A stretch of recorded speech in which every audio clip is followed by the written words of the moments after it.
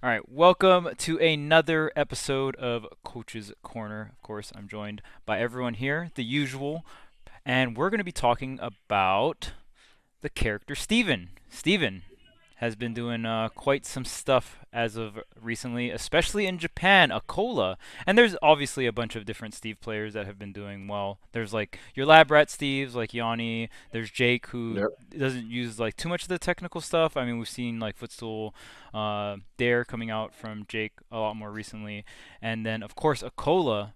So we're seeing, you know, crazy success from this character in multiple regions.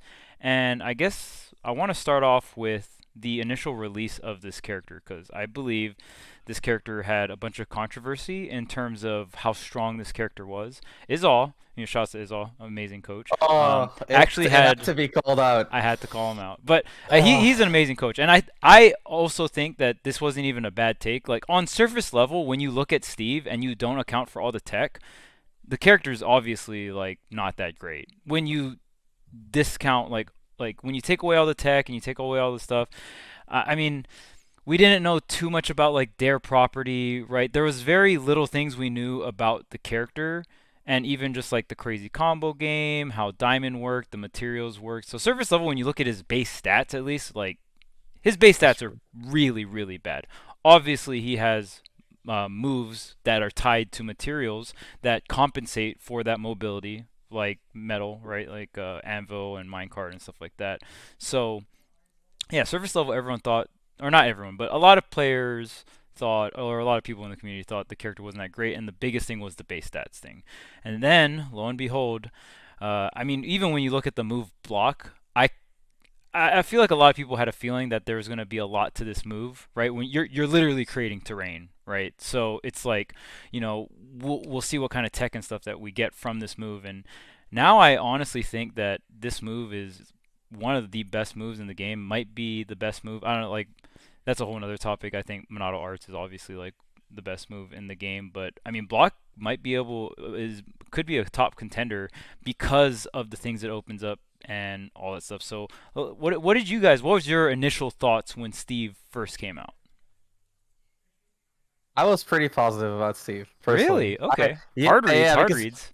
no, I mean, it's kind of what you said. I saw block and I was like, there's no way that this move is not gonna get abused, which is kind of crazy that even now, like, and I mean, of course, there's a tech, right? But like in tournament, in practice, we're seeing innovation with the move, with like the thing Aquila is doing with where like he kind of consistently builds a wall behind himself to Dude, make it yeah. harder to kill him.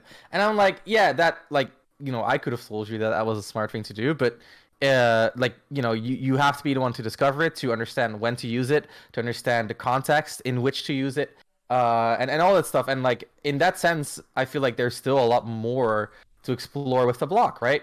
So I was like, the block is insane. My initial impression was honestly like, he has decent combos. Back then, everyone was doing like, up till a forward air or something like that, which isn't impressive, but it's still like a solid two piece, especially with Diamond.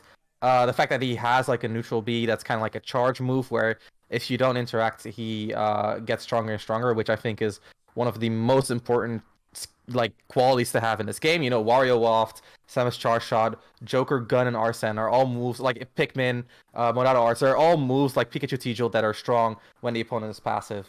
Diddy Banana, right? And so having that, having the block, having his good disadvantage because of the downer and the minecart.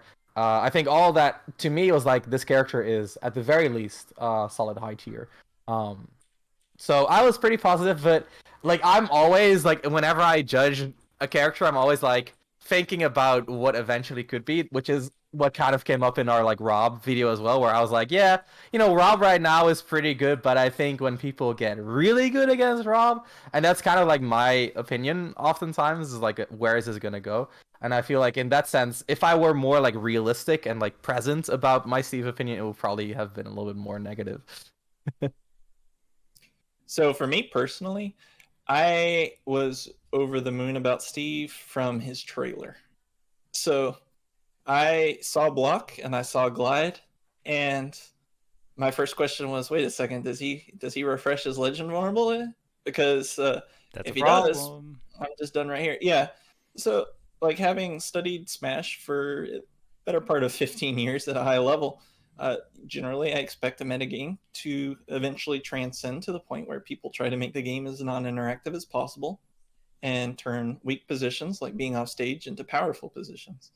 So when I see this, I'm like, well, one of the things about Ultimate is that being on the ledge is weaker than it probably is in any other Smash game. And so I was like, you know what? If this is actually, he doesn't even have to be strong off stage as long as he can turn it into like a neutral position.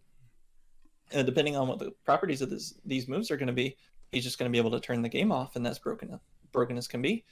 And so before even seeing that he had combos, I was basically looking for. I was like, well, there's got to be some sort of critical weaknesses on this character, and he does have some critical weaknesses in his mobility, but even then, those are augmented by his extremely powerful moveset. In particular, minecart. The moment I found out that minecart has invulnerability on the startup and that it travels that fast, I was like, well, if And the whole kills. yeah. Everything else is just gravy. Like there's so many different perspectives in which that move is just absurd. And so he just has the tools to help compensate for his own weaknesses. And just the ability to turn off the game is just so powerful in Smash. Probably any game, but obviously what we look at here is Smash at top level. And from every single Smash game, if you can turn the game off, you're going to be in control of that game. What did you think, Bam? I mean, honestly, like for me, I thought the character was strong from the onset. I mean, simple as possible, in my opinion, is like you're able to create a platform in a platform fighter. Like that alone has to be strong. Like there's just no world in which that's not strong.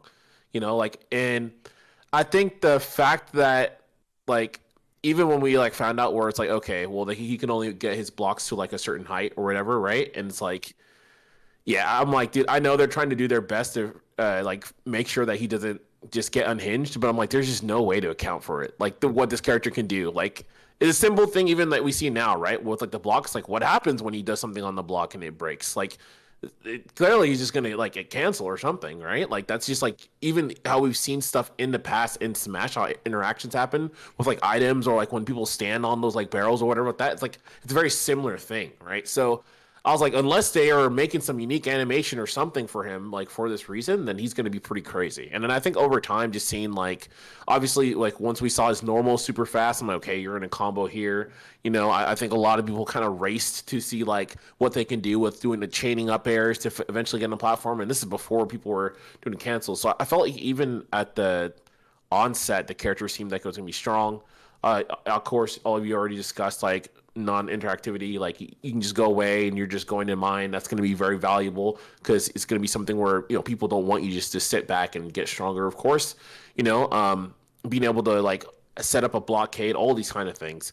And I think just over time you're just seeing more and more of it, right? Like I don't think that of course you can see everything they're going to find like nil all this stuff, but I think there was enough even there from the onset to realize that this character is going to be pretty strong and like most importantly, the character is going to have tools that can essentially break some kind of the status quo of Smash, right?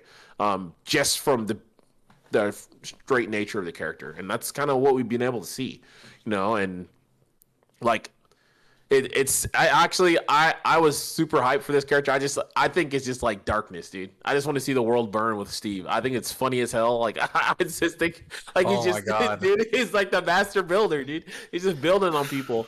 And like my first name being Steven, so like Steven in I the just like cut, seeing man. that, man. I had to see it happen, dude. Sometimes you got to break down the world, dude. Look at Uh, him. Look at this character, dude. You look at. I'm looking at his combos right now. Look at him. He's so funny.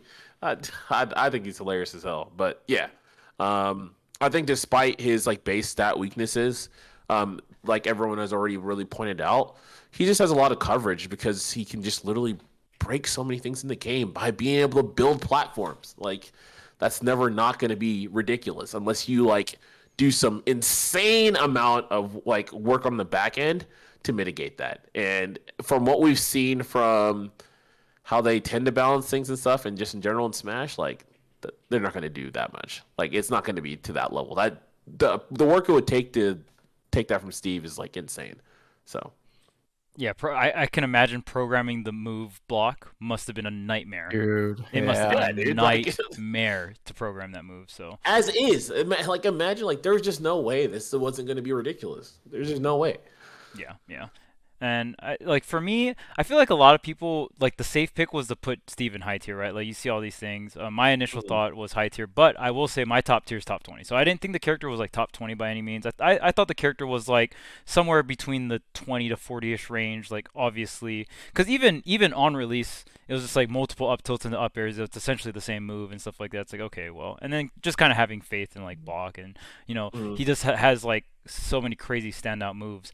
The next topic I want to get into, and I want to keep things as general as possible, and then we can move into like the more nitty gritty tech and like more recency, especially with Akola doing so well in a very strong region like Japan. But just a general strategy, I feel like at surface level, the big argument right now, because on Steve, when Steve released, if you put Steve in like top 10 or top 5, that was a hot take, right? That was a pretty hot take. Now, if you put Steve in top 5, top 10, not so much of a hot take anymore. I feel like majority of the community is kind of like you're either on the boat of yes, this character is ridiculous, or and then you put them in like top 5 or top 10, which is like okay, understandable, right? Or you're like, the community still sucks at fighting Steve. So like Steve's not really top 5, top 10. You guys are just trash at fighting the character. I will say Steve has a kind of unique matchup spread. I know I've talked to Yanni about this, and he thinks one of the worst matchups is actually Yoshi. And Akola has taken sets off of Yoshidora, I believe that's how you pronounce the name, Yep. which is the Yeah. best Yoshi in Japan, arguably the best Yoshi in the world, right? In terms of results, Mhm. it's hard to say because I don't know if Yoshidora has traveled out to the U.S. to compete He or not. hasn't. So Not yet, and not and yet. Yeah. U.S. obviously there's like Meme from Mexico, like all Yoshi Island in New York. There's a ton of amazing Yoshi Yoshi. Island. Yeah, Yeah, yeah. that place is Yoshi Island It's true. It's actually. true. Like Suarez, Raptor, all those Yep. Yoshi Uh-huh. players, Yep. right? So there's a They're all bunch of good. great Yoshi talent, and I think it's just funny that Yoshi is a character that's one of Steve's harder matches, but Akol was still able to overcome that Yeah. matchup. And on that note, I know Didi, the Pokemon trainer slash Steve player, I Yeah. think Yeah. Shulk is like -2. But then Akola beat Kome as well, who was Yeah. basically the best Shulk in the world. I don't think there's a lot of contest there. Mhm. So, and I mean, I have a lot to say on it. Yeah, But yeah.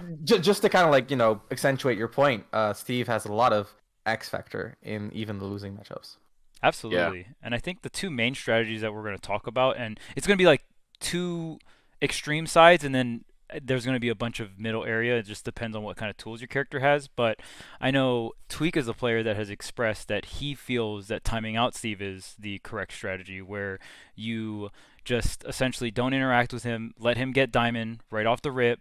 And Steve can store like 6 or 9 diamonds. I don't know the exact amount, but enough. He can store enough diamonds. So it's like it's not like he can only hold one. He can hold enough for the whole match if you let him mine.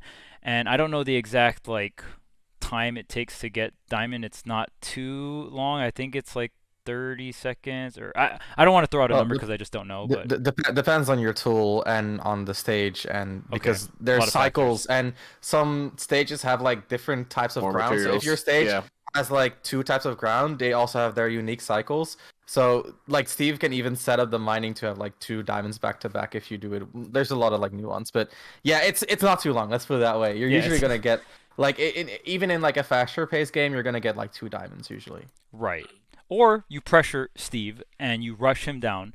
But here's like the tipping point of like what you're weighing it against, right? So Steve's lack of mobility makes it so you can camp him and make him commit into using resources, right? But if you don't interact with him, now he just gets all of those resources, but you're still camping him. So like diamond, to my knowledge, doesn't increase your range, so your No. neutral doesn't Mhm. get necessarily better. Your pressure might, you might have more shield stun because of the added damage and Mhm. stuff like that. But so you're trying to abuse the mobility part of Steve when you're playing the timeout strategy, right?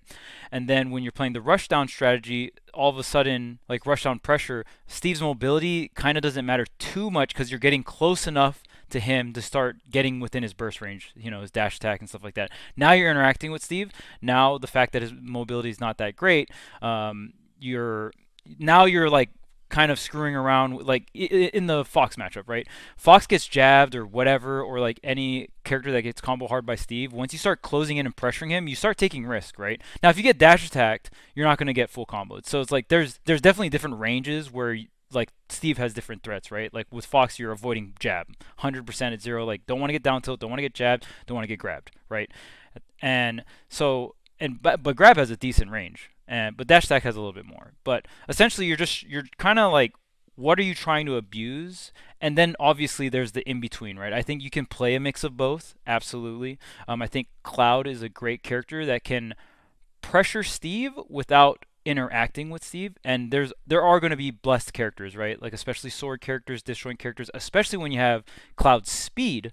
I think Cloud is one of the better characters versus Steve because he has speed, he's got range, so you don't necessarily have to interact with him, and you can hit through the wall. Like, do you have really good moves that hit through block and stuff like that?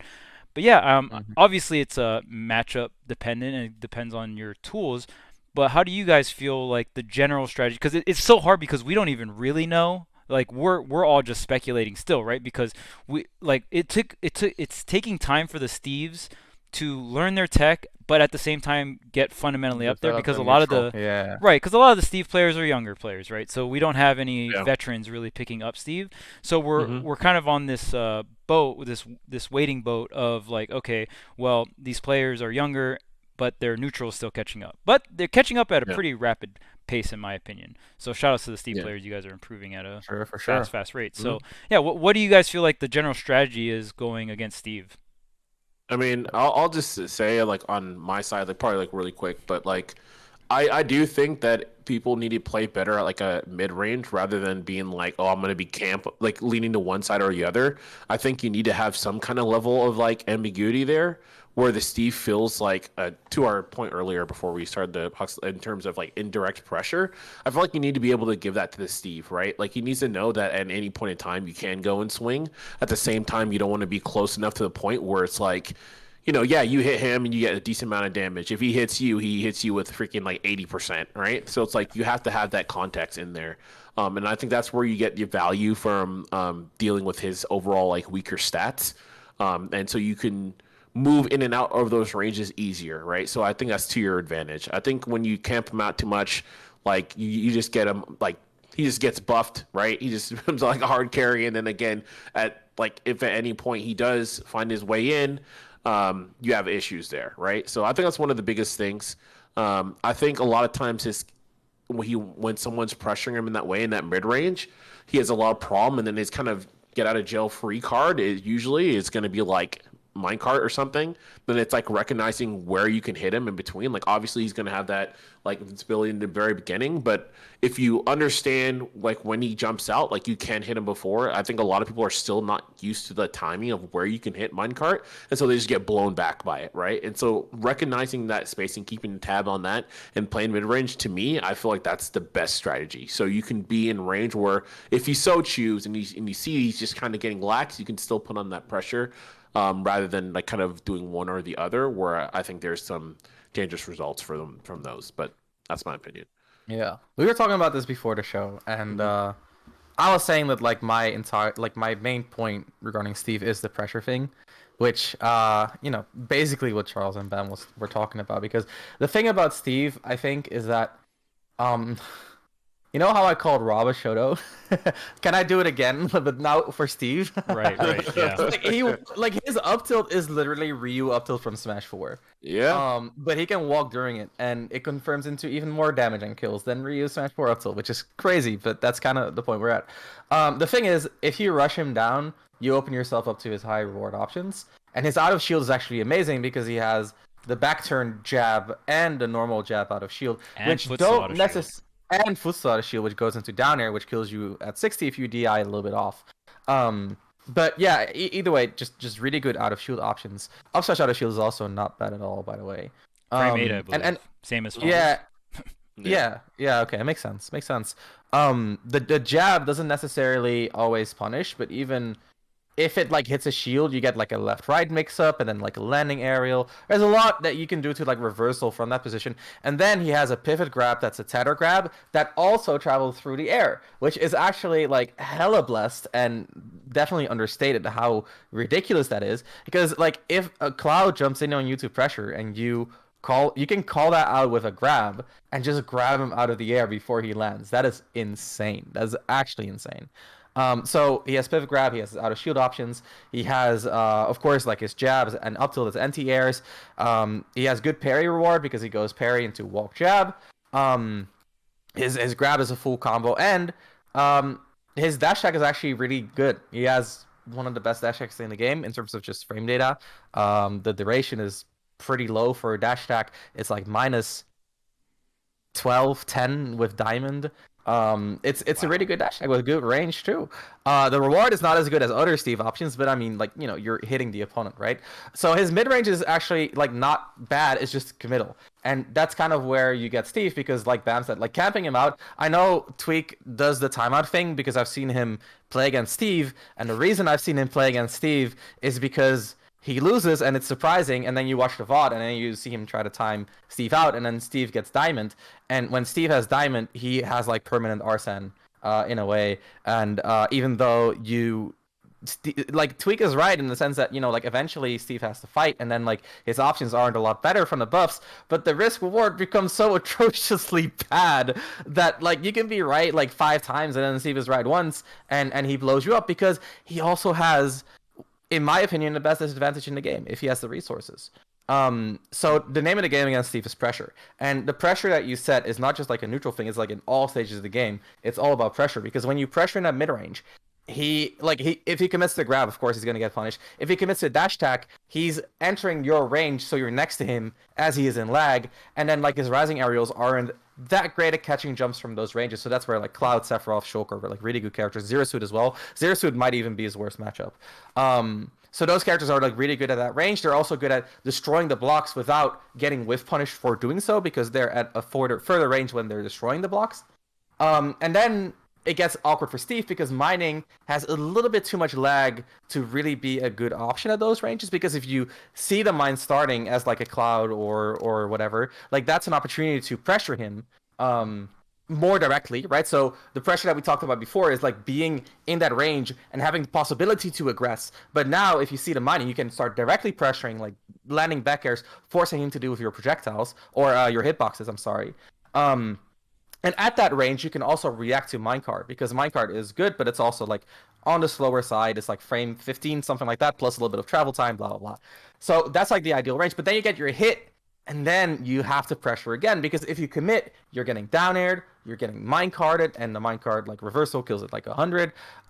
So that pressure style is something that you need in every stage of the game.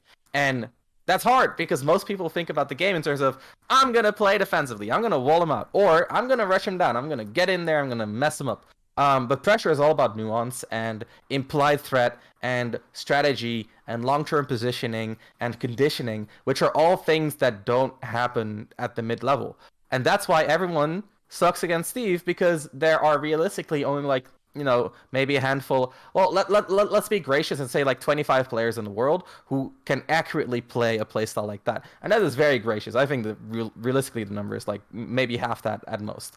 But what you also see is that the players who can play that way don't struggle as much against Steve because, well, like you guys said, the fundamentals are a little bit lacking, but also just like, you know, the limitations of the character, where they don't have any way to get out of pressure.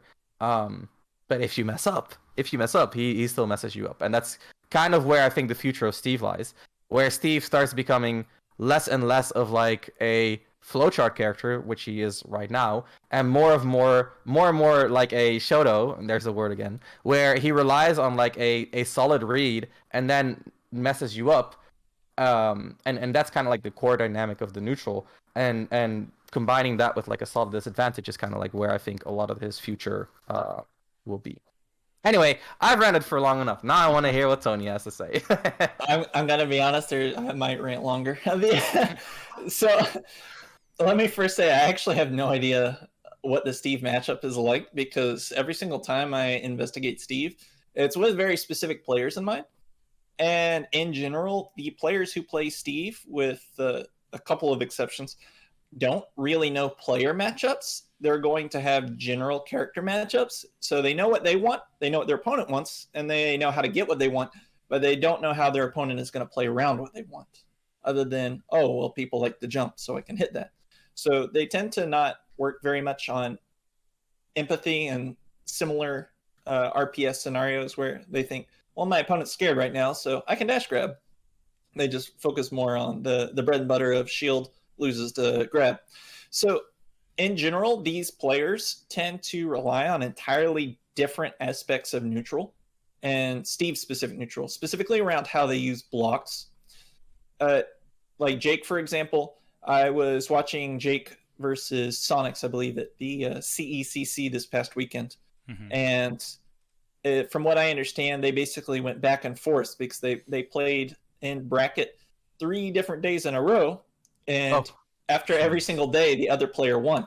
And so what we saw on the adaptions, because I watched it on a day-to-day basis, and what we could see happening was originally, I believe Sonics won by essentially just maintaining his advantage once he did hit Steve. And so Jake essentially didn't recover again to start playing as neutral. And then Jake started playing extra conservatively with his blocks. And so anytime Sonics would start to destroy the first layer, even if he didn't destroy the bottom block, which for those at home, if you did not know, only the bottom block is blocking your character's hurt box. So on the ground.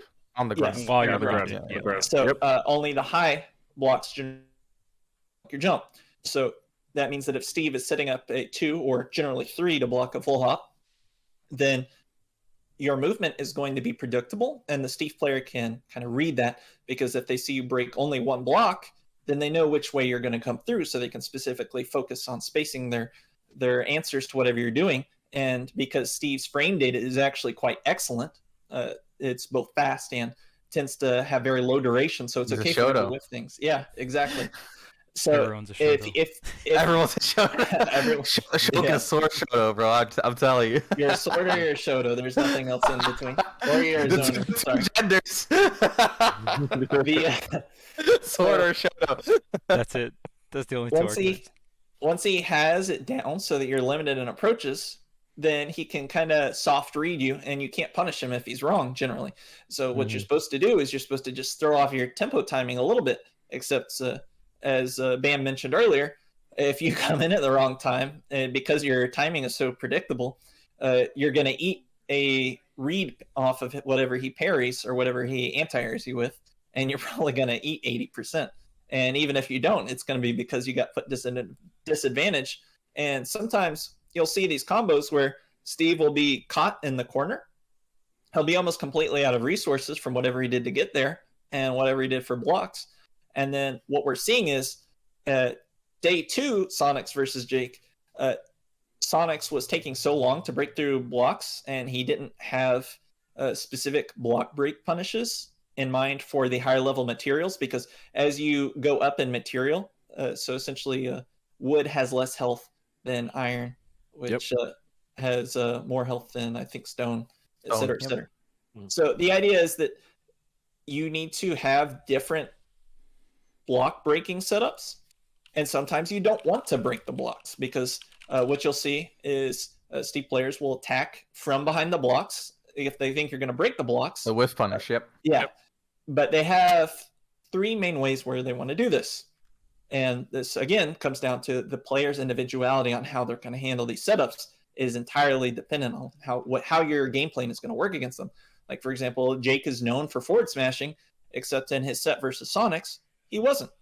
Instead, he basically consistently was playing it passively, focusing on getting his minecart advantage, and then he would recoup whatever minecarts he did, then he would minecart to the other side, or he would jump out of the minecart, put up some blocks, and then restart this over.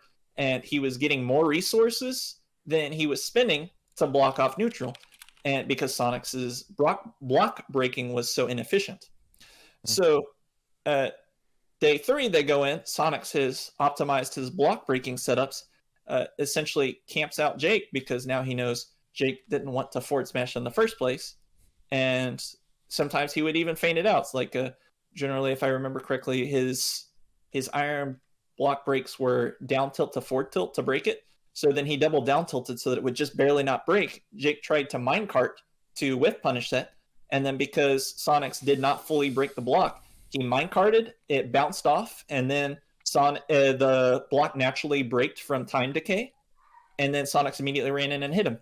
And it's just the nuance like this that it's capable of, where the onus on who is in control of the match is almost always going to be on the Steve player, even though the opponent has input on it, because the person who has the most control over that whiff is generally going to be the Steve player, because the opponent chooses how the blocks break, but Steve doesn't have to respond. He can just create a new layer of blocks.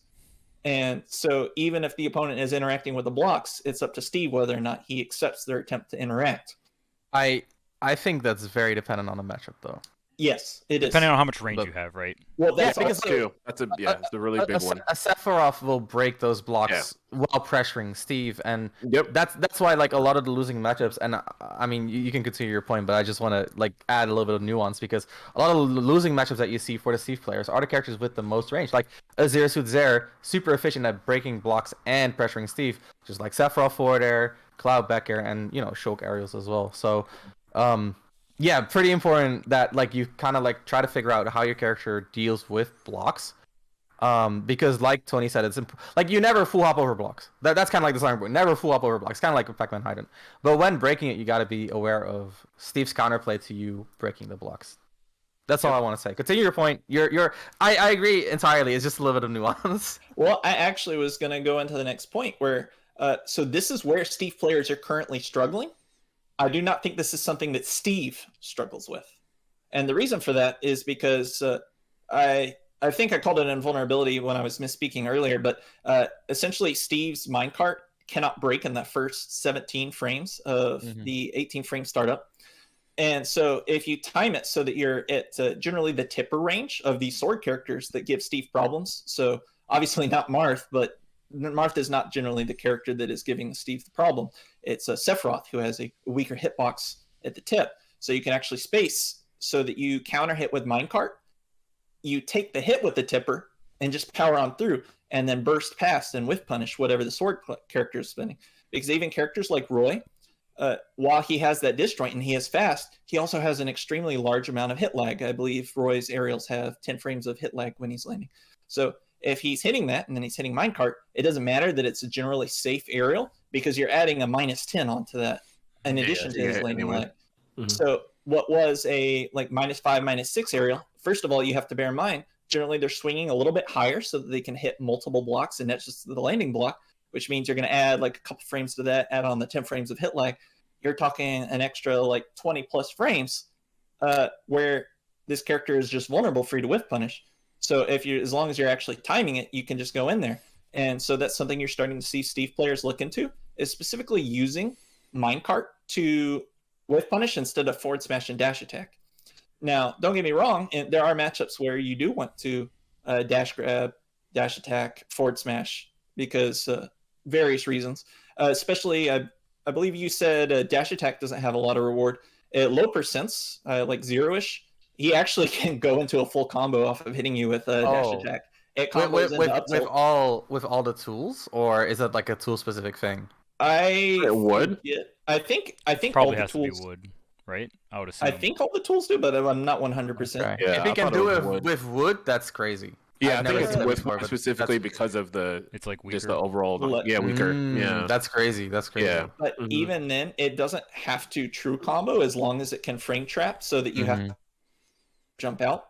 Because he is so powerful at using a combination of block cancel aerials and having some of the strongest anti-airs in the game, and like up smash, obviously like block up tilt, up air. Like he basically has Meta Knight's up air.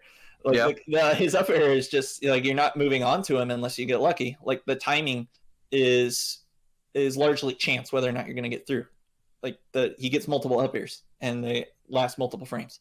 So the point I'm getting at here is like there's these soft situations where you'll see Steve players drop their combos, and then it still stays as advantage because Steve is so overwhelming when he gets his frame data going, and you are spending your resources just on basic defense, just on basic avoidance, that you're still going to see these wins.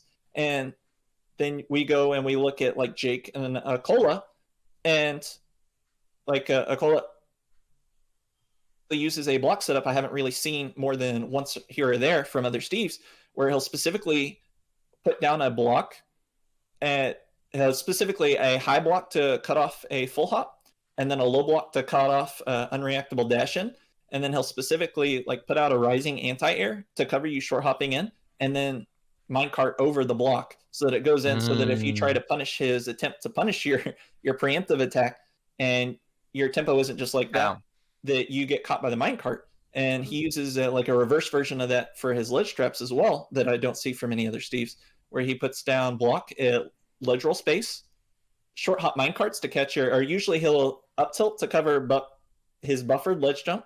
He'll come back and put out a block to cover ledge roll, immediately short hop side B to put out a minecart to cover delayed ledge jump, or it also he'll jump cancel it so that it will just grab you if you did for get up or get up attack. And then he can down air if you did ledge roll, because you can't come past him. Even if you did get up and tried to roll in or tried to dash past him, you'll get caught by that ground block and it forces you into the down air. The down air is then going to allow him to set up different kinds of pressure on your shield, because you can't just hold shield and block it. Even if you don't get shield stabbed by the landing hitbox, it's going to set you so that he'll break your shield if you sit there. If you try and get off, then you're probably jumping into his buttons and his follow-up pressure. Does the ground block stop ledge roll? I'm pretty sure, didn't they code like ledge options to always go through blocks? He doesn't put it on the ledge roll. He puts it next to, like, right in their face so that they ledge roll and come up. The whole point is that it covers whatever you do after. Oh, okay. Ledge roll, yeah. Yeah, I don't think you can roll through blocks, can you? You I can think ledge roll. ledge through. options- Yes, I'm saying Yeah. specifically roll. Yeah. Oh, okay, for normal roll. Okay. Yeah. So he puts the down air where you ledge roll. The block guarantees that essentially you are set to two places. You're either in front of minecart or you're below where the down air is coming, no matter what you do. I see. Mhm. I get you now. Okay. So something else that Jake and Akola do in particular that no other Steve player does that I see is they use their positioning. They consistently go for stage control. Like whenever you see them attacking, generally they don't just run off to the corner at the start of the match. Well, they do in some matchups, but in the bulk of their matchups, you're going to see them actually like start mining at the center and retreat out so that they can at least threaten you if you try to overcommit and start chasing them right off the bat. They will, every Steve player in the world will use minecart from like off stage, and they'll just go right to center stage to just reset neutral from disadvantage. They don't allow you to pin them down into places where they can't interact with you. They don't generally allow non-sword characters to stop them, because most of the cast can't really directly interact with minecart favorably, either because it's a very big kill move that does a lot of damage and then combos into things. It's fast, like it is reactable, but if you're not in position, then generally you're just going to neutral air dodge or something like that. Like you have to bear in mind, just because you can react to something, if you're out of position and there's a big hitbox that out damages you and you don't want to trade with it in the first place, you probably just take the neutral reset. And Steve players are fine with that if they know how valuable stage control is. So these Steve players tend to actually undershoot when they have you in the corner. Like you'll see Jake be at ledge roll and then he'll dash back forward smash to cover ledge roll just on a read. Like it doesn't matter if it whiffs. It's I think 43 frame or something like that, which is fine, because if you didn't ledge roll, you're only going to be plus 10 and you can't really interact with Steve before he starts getting his buttons going, because again, he has fast frame data. So it's kind of like that Marvel 3 meme with the you're not going to get in, but if you do get in, But there's if you Virgil. do, Yeah, and it's I'm going to get in, but if I don't get in, there's also Virgil. And essentially what he does is he uses minecart is his mid-range burst tool, because if you are doing things where he can't really mess with you and your frame data, you are in minecart, and then it turns into essentially 3 main vertical mix-ups. So he has grounded minecart, short hop minecart, and full hop minecart, and you respond and move differently to each of these, because if he goes for the lower minecarts, you can just jump over it and hit him. And generally what happens is he jumps out. I think it's like 5 frames before he can act, and then he has a pretty fast aerial coming out. So as long as you just jump over where he's going and swing out an aerial, you either hit him or he went under you and he still can't hit you for it. So, but then you'll see Steve start going higher. So when you do that, then you generally want to go under it. Except if he's using the short hop version, or God forbid, he puts down a block and then does the short hop version, you can't even roll into that one. And again, that's something Akola was doing that was catching a lot of people off guard. Is True. he would basically nil a block immediately side B, and then people would like try and roll in on reaction to it, and then they get nabbed by the minecart, and then he just jump out, and then he would use block, just block to back air you, and so he'd hit you for like 30 damage, put you over, puts you off stage, and now he's ready for his stage control, and he'll like preemptively come back to cover you trying to jump back to center because he won't let you reset neutral once he gets you out there. It's kind of like Spargo where he'll chase you in the air, but only insofar as you have to accept corner. Like he won't try and follow you off stage in general. Like I think the conclusion is that minecart is a really fucked up move. Yes, it is. It's so ridiculous. That's also why I think the pressure is such an important part because like the way to deal with minecart, you cannot beat minecart. I mean, unless you have a character that specifically like has a sword aerial does like a lot of damage. Like if you have like a Pyra, like you it doesn't matter if it's disjointed or not. You just deal so much damage that it just breaks the armor in a lot of situations. But that's why you gotta pressure because if you keep the pressure on, then he's gonna get less iron. And that's exactly what you want, right? So by pressuring, you're denying the iron. If you jump in and he hits you, he gets the mine in advantage. If you play too campy, he gets the mine in neutral. And pressure is like the only way to deny him those resources as much as as much as is possible for most characters. And please do it via positioning. I feel like we said this earlier. Don't pressure before. directly, yeah. Yeah, like there's different types of pressure, and I think the general ultimate community can get a little confused when they hear the word pressure.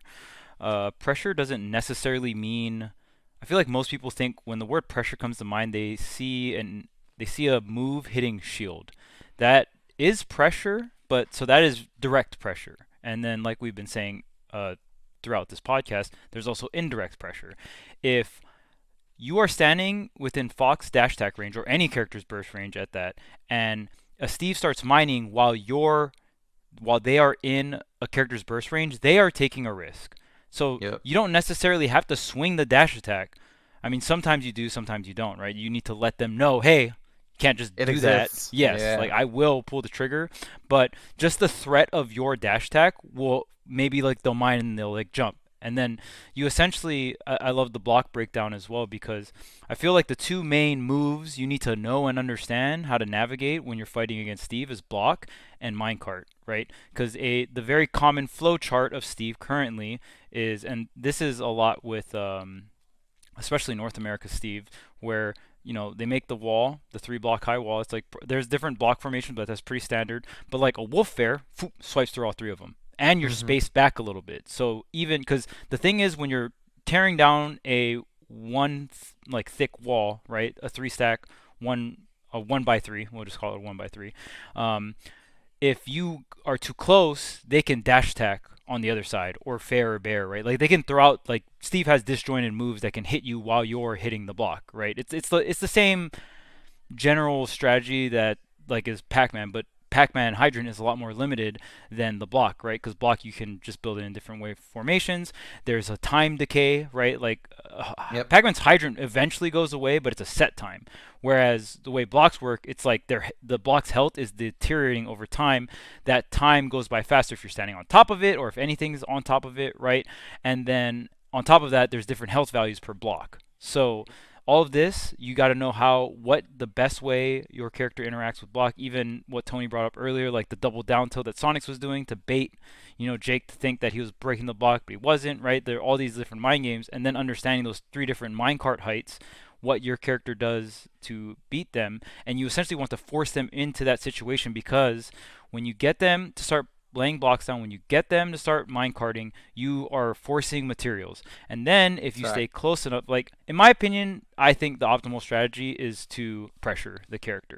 But I will say there might be a handful of characters that can time out Steve. I think Zessus is one of them because here's the problem with Steve and trying to time him out in general. Like he has ranged moves to pressure you, right? So he can be that sword character spacing back air on shield with diamond and stuff like that, right? So can you get out of the corner against Steve for free? Because this character lacks mobility and can use resources for horizontal mobility and downward vertical mobility, but not upwards, right?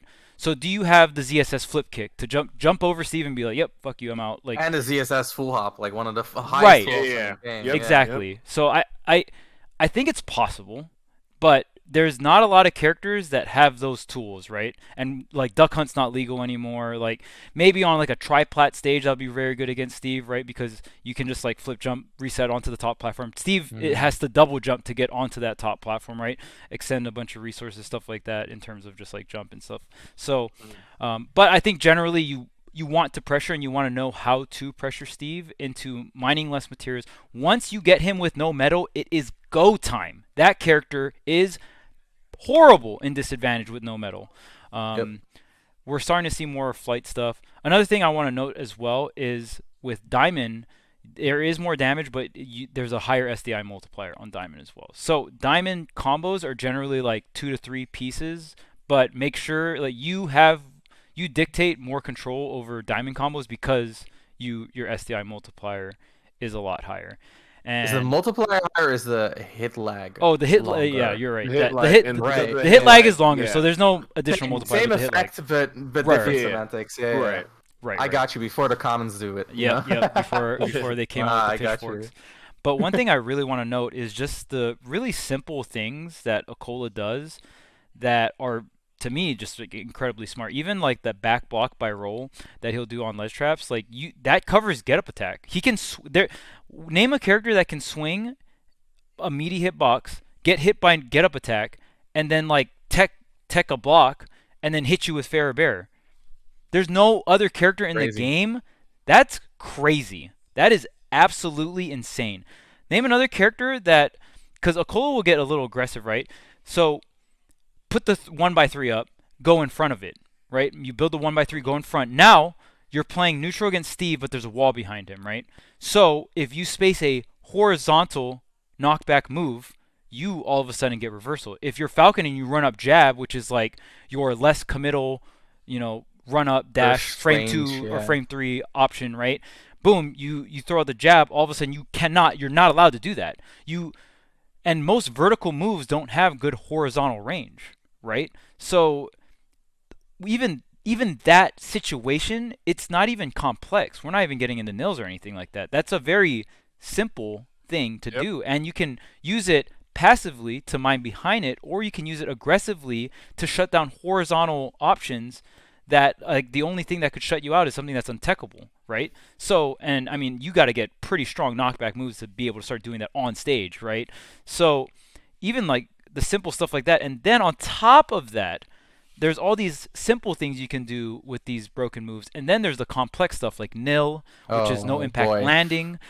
Just a quick brief on that is essentially if you double jump and you place a block down, whenever a character lands on the ground, they have 2 frames of lag, and if you fast fall, you have 4 frames of lag. But nil completely cuts that out. You essentially magnet on top of a piece of terrain, and you ignore that 2 frames of landing lag, which that 2 frames matter because, and I don't think when they created this character they accounted for that, obviously, because nailing, just even though it's 2 frames, it opens up new combo routes, which can lead into up smashes and stuff. So we didn't even get into like the crazy punish game that Steve has. I guess it's just generally assumed, but I mean, block has, and the fact that when a block breaks, there's just no ending lag. I know Bam talked about it earlier, that if they maybe gave him some kind of animation, if all characters that were on top of a block and it broke, there's like some kind of lag afterwards. So essentially you can do anything. And even this morning I saw like some Steve combo that's just doing down tilt chains. And it's just, and like, it's an infinite now too. Yeah, it's an infinite. Yanni was showing off. Yeah. Right. And I think the infinite involves the block down tilt, right? Same thing, down tilt, yes. Right. So it's like a crap load of damage, an infinite. It might be super hard to do, but the fact that, in my opinion, Steve doesn't even need you don't need the 0 to death with Steve to be a good character, but if they learn how to do it, that's crazy. And all Crazy, these, yeah. I'll just take 80. No, yeah, you know. whatever. And I mean, Well, just Whatever. you're not dead. You're dead in You 2 know. interactions. Yeah, and the fact that this character just gets stronger over time, right? Like we all talked about how strong it is to be for your character to get stronger the less you interact is a very powerful tool in Smash. Look at Smash Yeah. for Cloud, stuff like that, right? So yeah, yeah, crazy. I think this yeah. character is strong right now. I think this character, the ceiling is very high for this character. Yeah, Yeah, the I character's agree. I insane, agree. man. You know, it's funny too, because sometimes I think of like, or people we talk to too, right? Like Kazuya, you think of Kazuya and you think of like Steve, right? And just the craziness they can do, and it's just, it's insane because like the capacity of him being able to literally pin you down with him, right? To set up those blocks, and like you said, to use that as his offense as well as defense, it's like such a big thing for this character. But I mean, in Akola, really like dominant. Like his not only using those blocks in that way, but just even just understanding when he should minecart and using it like instead of just being like, oh haha, I'm scared, let me get out and just use it, right? Like pretty much every other Steve utilizes it, but using it in a more like reasonable manner. It's still liberally, still like just throwing that thing out there, right? But like literally, like from just better positioning, and it paid off in dividends. Like it was crazy because I think the Steve's player's name is Yofi, right? Yeah, the lab I rat believe. on Right? Twitter. Yeah, the I've seen a lab rat one, lot of right? yeah. Yeah, He's a and lab people rat. talk about him because he doesn't really go to tournaments, but they were talking about like how he loves to do the minecart into the bear, right? And just consistently. Oh yeah, And you it's to can the point turn that they yourself call it around that. with the Yes, block. exactly. Because break game mechanics, cool. B reverse block. You Yeah. B reverse, Yeah. you switch which way you're facing, and you can cancel the B reverse block with any aerial. So if you're facing backwards, you can B reverse block fair, and all of a sudden now you're facing forward air or forward for a spike off stage. Or do you want Yep. back air off of the cart because you want to kill Kill them. horizontally? Yep. Boom, you can Yep. just straight up switch whatever way you're facing. So another crazy thing with block. Yep. Yeah, no, it's insane, right? And so that Akola was using that all day, every day, beating some of the best in the world. Just like every minecart, bear, what's up? I think another interesting thing with the tech, something that was like big in like day one, was that Steve could override shield drop by summoning the crafting table. Do you guys remember that? I do remember that, yeah. Mhm. His crafting table animation is 7 frames. So effectively, he has a 7-frame shield drop, which is the same as Smash 4, which is insane in this game because shield drop in this game is 11 frames normally. And something that you see from Shotos, I mean, I'm sorry guys, I know, but keep up with The me, Shoto all right? podcast. So, Yep. the Shoto podcast.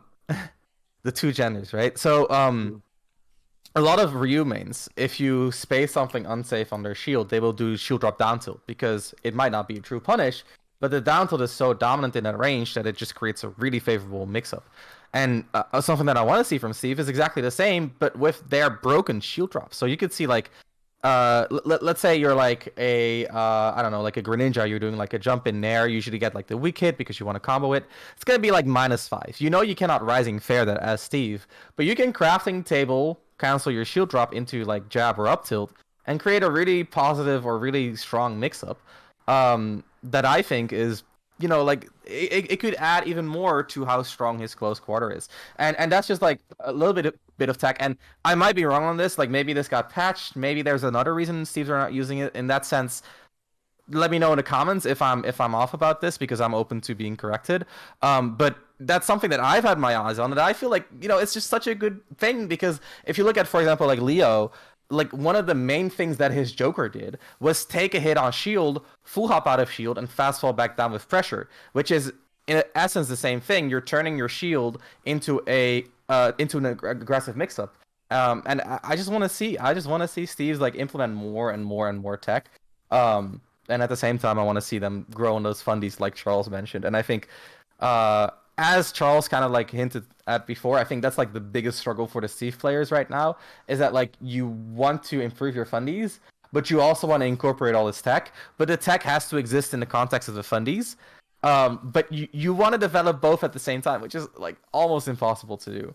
And I'm really curious to see how that is going to grow because I feel like if you like, I think the biggest thing that Akula has over the other Steves is that it looks like his fundamentals are more developed and more integrated with his tech. Do you think about, like, for example, just Yep. like building a block wall behind you that requires like a lot of knowledge about like how the neutral functions, how horizontal, like Charles said, right? Vertical moves are usually like less range, so you can abuse the fact that your opponent has to play with more vertical knockback, blah blah, and that like changes your play patterns. It's a very like fundamental approach that you capitalize on with a very unique Steve oriented, well, I don't want to call it tech, but like a Steve-oriented quality. And this would be like a very similar thing where Shield takes a bit of a different role because of the lower shield drop lag. So I think Yeah. that's just like a super interesting like thing that was like big day one, and now we don't see anything related to it. Yeah, because they're so consumed with all the other tech, right? And it's kind of just labbing for the sake of labbing.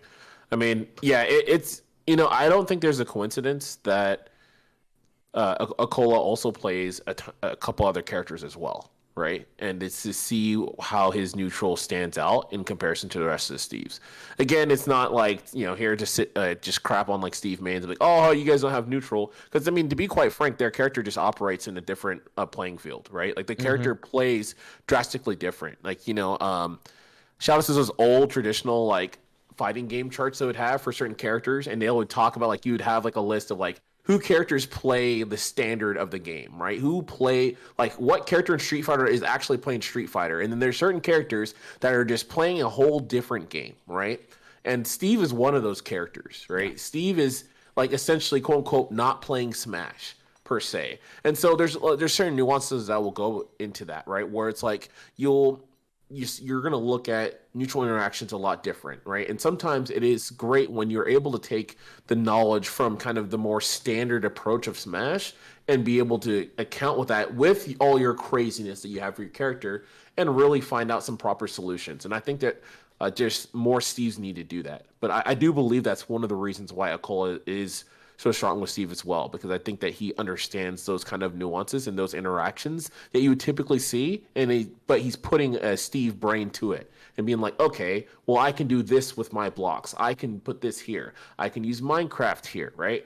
And all of a sudden, you're seeing stuff that's like, man, why don't these Steves do this before? He's not doing any super crazy lab tech, right? But what he's doing is extremely effective, just utilizing the tools in an appropriate way that we just haven't seen before. Yeah, and go ahead, Tony.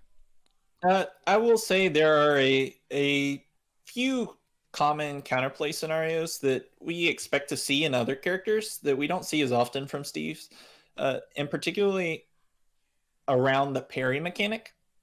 So while this isn't as applicable to top Steves because they are aware of this and tend to play around it, most of Steve's normals that you see him kind of mashing out quickly on the ground, these are not manual inputs. They are like hold inputs that buffered at a set rhythm, which means that even though you can't react to them on base, and even though they're safe on your block, if you recognize that they are on that set stream, you can actually react to them and release shield to parry it. And there is a timing so that you can parry both jab and up tilt on the same release timing. It's going to be a tighter window because there is a couple gap frame on the startup of both moves. But the idea is that if you understand this and the Steve player isn't doing a set walk up, I know DD in particular, I've seen him walk up to somebody's shield jab once and then wait to see if they tried to parry it. Exactly. Yeah. So they are aware of it, but most Steve players and the Steve player you at home are probably going to run into in bracket, it's just going to hold that. And so they'll set that. So if you're aware of that and you test it, because it's very easy to set up in training mod, for example, to just have the CPU mash the up tilt, for example. If you see them touch your shield, you can just drop shield and parry it. Likewise, from top Steves, they do use parries, but only sparingly. And a lot of the to carry on with Ramses' Shoto example, a lot of the parries that we see from Shotos, you'll see them hold their ground when they're getting pressured, because Shotos generally actually don't have that great of an out of shield option in general, because their aerials have a good bit of startup. Their range tends to swing pretty high, and as long as you're spacing outside of like their up B out of shield, they generally can't do a lot to you just pressing otherwise unsafe buttons on their block. So as long as you're doing like -12 stuff, spacing out forward tilts, things like that. So what the Shotos will do is either they'll be like Ryu, spoiler for the Ryu episode, they like to actually fight from mid-range.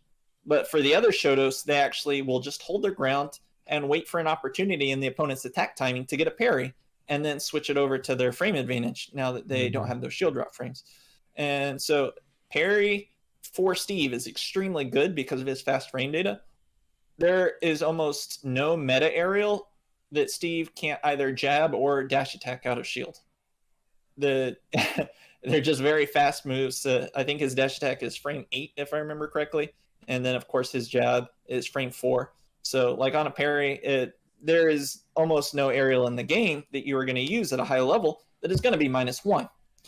So you can jab it, and if you can't jab it, it's because they pulled back and they probably made their aerial less safe. And then the question is, well, did your safe spaced aerial, was that also safer than -5? And the answer is probably no. Probably no, yeah. So generally you have to pick or choose which one, and I would like to see that level of play from Steve players. Another thing is that we're starting to see some of the more basic plays around minecart. Like I said, there's the 3 general height levels.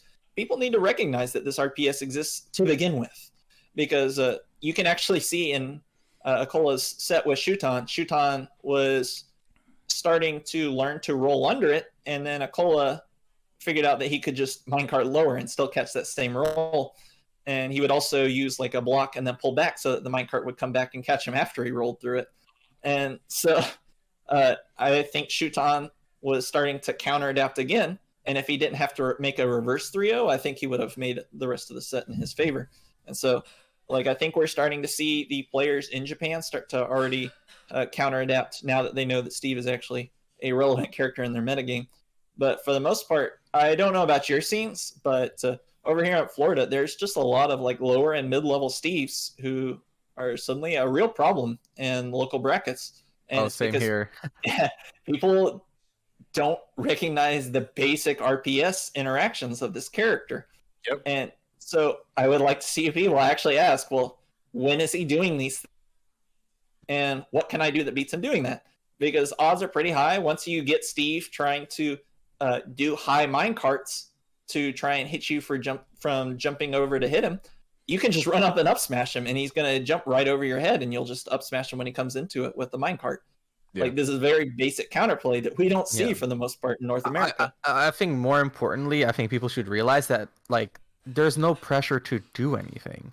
That's what mostly goes wrong against Steve's, is that people feel pressure to stop him from mining, which is the same thing. Again, it's a comparison, not Shotos, the same thing that people do against Pac-Man, where people feel pressure to stop Pac-Man from charging, and then they do something silly like jumping over hydrant or trying to attack the hydrant, and then they get forward smash, and then they eat the Pac-Man forward smash plus the hydrant. It's, they lose the stock, and it's the same against Steve. And again, it's the indirect pressure, right? And when you start trying to rush him down, that's where shit goes wrong. So I agree with you, Tony. I think you're right in that there's a lot of counterplay that is still to be discovered, especially surrounding the minecart and like hard reading and punishing it. Because at a certain point, right, you do need to make a read if Steve goes for the same flowchart neutral, which again, like I still think flowchart neutral is not where it's gonna go, but that's where it is right now. I think the more important thing is to understand that like you don't need to do anything, because when you start committing to minecart and you're wrong in the RPS, you're gonna die at 100 to a gold powered redstone minecart, and yeah, that's where shit goes wrong. Like if you play it slow and like not timeout, but I mean slow, and like, because here's the thing, right? Here's the thing: if your opponent doesn't influence the neutral through projectiles or walling or pressure or like rushdown, right? If they focus on not controlling the neutral, like a Pac-Man charging or a Steve mining or a limit charge, then you can use that time to set up your ideal situation. And that's what you got to do against Steve, is you're going to say, if you're not going to try to control it, I'm going to get exactly what I want. But exactly what you want usually takes a little bit of time. So take that time and set up the situation. And what's going to happen is Steve is going to start throwing out those mine cards or whatever to interrupt you and stop you from getting to that situation. And that's where you start playing Smash. So yeah, that's just my 2 cents. And like, again, I agree with what you're saying, Tony. So just want to make that clear. Yeah, it's so important. So I guess we'll start closing things off. I guess we could just go around the horn real quick and kind of just go over where you think Steve will kind of end up in the future. I don't know who wants to start. I can end it off. Like, where do you guys see Steve going Hit into me the up. future, kind of thing, right?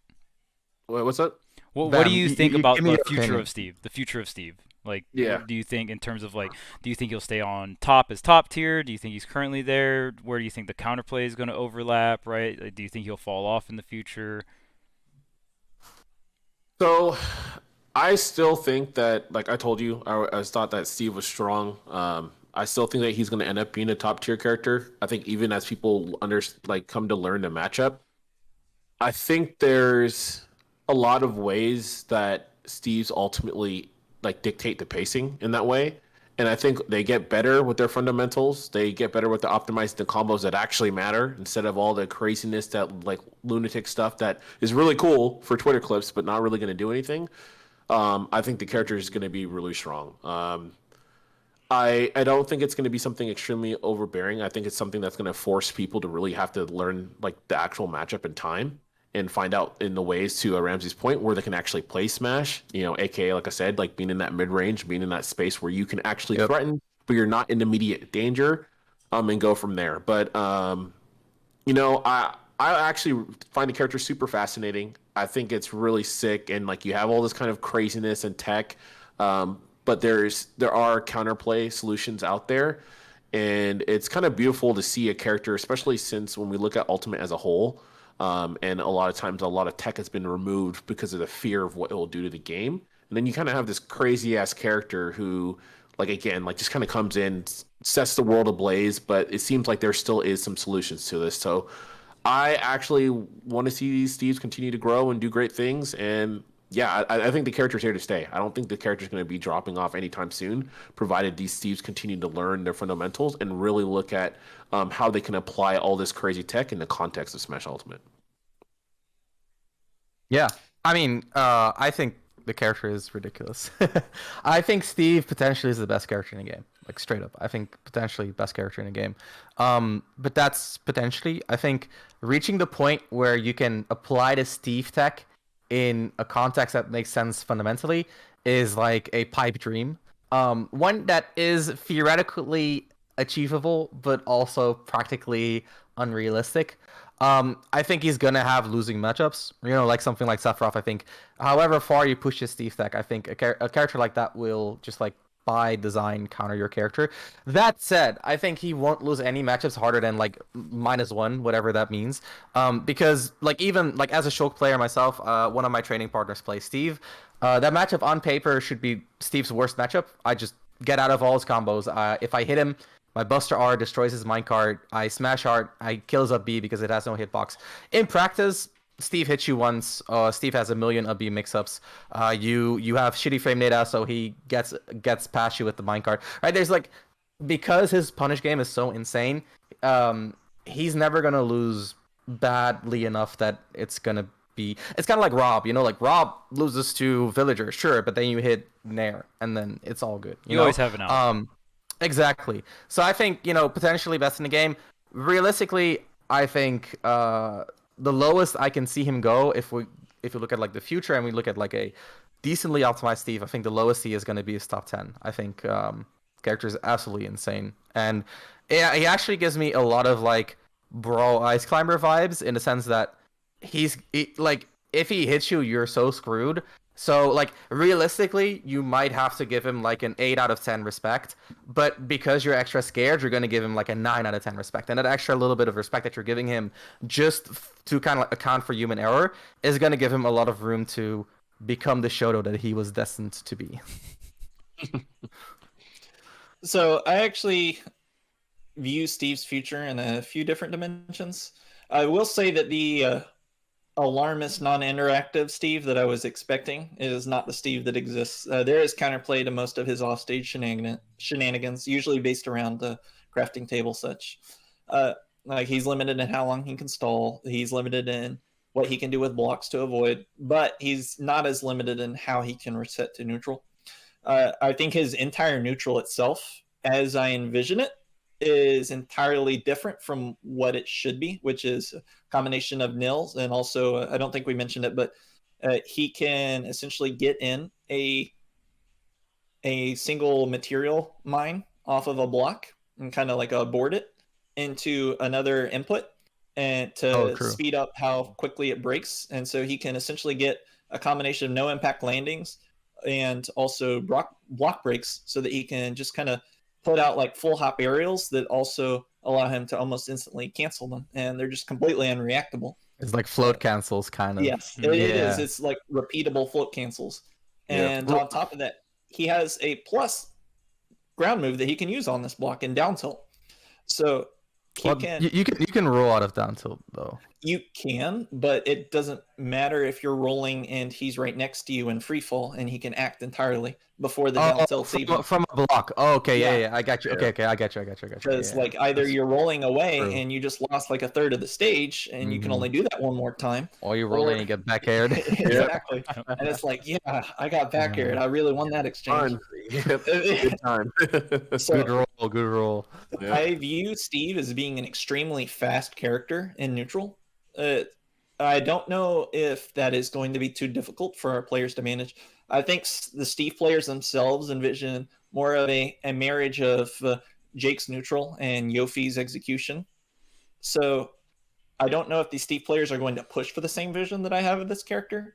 As far as the people in my circle, like the better players, I feel are pretty consistent in that they think that the first top 20 player who really dedicates their time to Steve is going to be the newest addition to the top 5 players in the world. So the character is generally looked at as being very powerful, just that his player base tends to be punching up from in most of their matchups. I can't think of a single time where I was helping someone prepare for a top Steve and they weren't the higher seeded player to begin with. So it's just the general nature is that most of the Steve players, or sorry, all of the top Steve players are on the come up. There is not a single established Steve player that I know of outside of maybe Esam who they're really coming in and it's like, oh yeah, he was going to win without Steve. Like these are True, new players to yeah. the game. A lot of it's because they're younger. So their future is less concrete than most players because generally we can look at patterns in history and say, well, I think they can recreate this or that. Not so much with the Steve player base. Whether that's a coincidence or not, we don't know. And I think that there's going to be multiple Steve players. I think that especially as we see players like Gianni starting to go out to more events. Like right now, I think he's missing multiple dimensions of the game, like and that he doesn't recognize they exist. And I think he's going to start to pick that up as he gets more experience. He spends more time around people who do understand those dimensions of the game, that neutral. Like whenever I ask a top player who has played with Yanni, they'll tell me, oh yeah, his execution was excellent, but it was really easy to bait him out into these situations. And I'm not sure if that's going to work against Jake. I'm not sure if that's going to work against Nicola. I'm not sure if that's going to work against Didi. And That's the easiest way to get good is to just like get a really broken punish game, and then you make it past all the like mid high level players, and then you have to play top players, and then you're forced to learn. That's a lot of what Zane did, I think. Yeah. Like, he got a really absolutely. broken punish game, and then he was forced to learn fundies, and then you learn them really quickly because that's the only thing you have to focus on because all the other stuff you already got figured out. Yep. Face roll, Captain Face Roll's roll. Like I think in general that is the optimal way. Usually when someone's trying to pick up a game, you get your punish game right, and then you just body all the other people up to a point where you find out like, okay, how powerful is neutral, how powerful is his fundamentals. Now I need to really learn from the people who actually know it. Yep. Void and So- Smash 4. Yeah, it's the way to go, man. Honestly, Way to go. Yep. So I think the current archetype of Steve is essentially closer to a character being that of like a Sonic in terms of how you're supposed to play around him, play in the mid range, kind of bait out his bursts, and then pressure him if he's not accepting your baits because you've conditioned him to ignore them. I think that my conception of what Steve is supposed to look like is that he's supposed to be closer to something like Fox.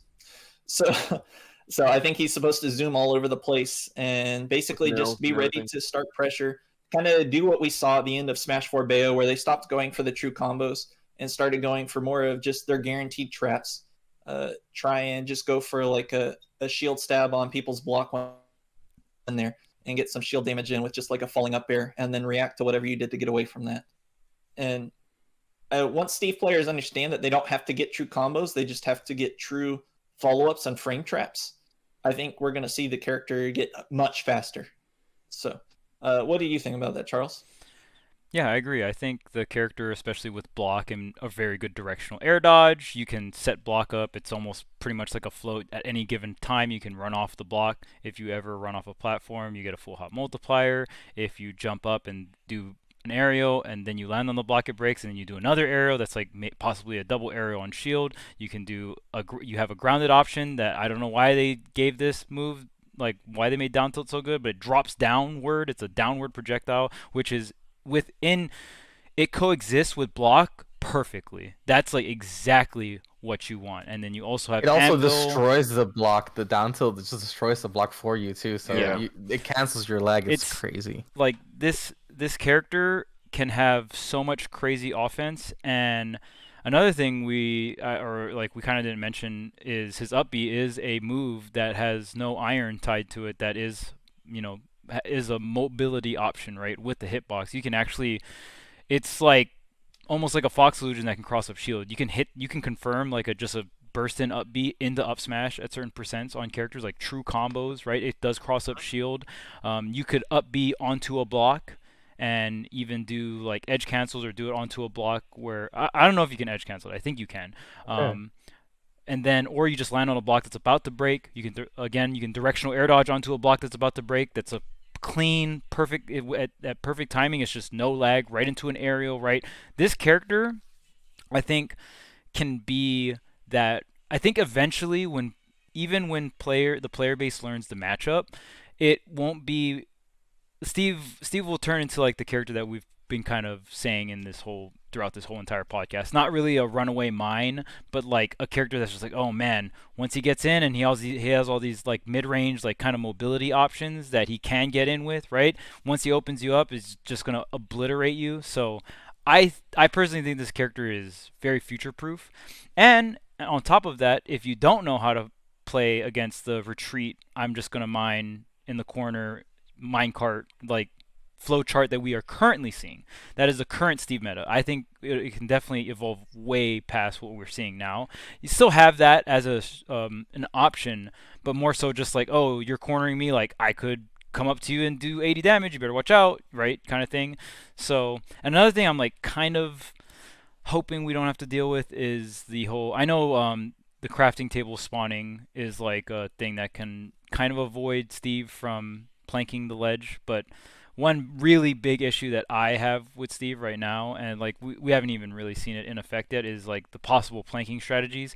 Even Tony said, worst case, even if you can't time someone out completely off of one ledge interaction, you could probably reset neutral to the point where like they have to back up enough and respect certain options from you after you like get down, because you can ledge drop a block and start mining the bottom or the side of the stage and start getting materials back as well. So I don't know if we're gonna have to make a ledge grab limit. Just them dashing to the crafting table is you're already off ledge for free, right? Exactly, right? So like again, even if we might have to put a ledge grab limit, because over the course of a game, a Steve might burn 10 to 20 seconds, maybe 30 seconds off of a ledge grab, right, after losing neutral. And then that multiple times happening can eventually lead to a timeout, so we might eventually need to create a ledge grab limit.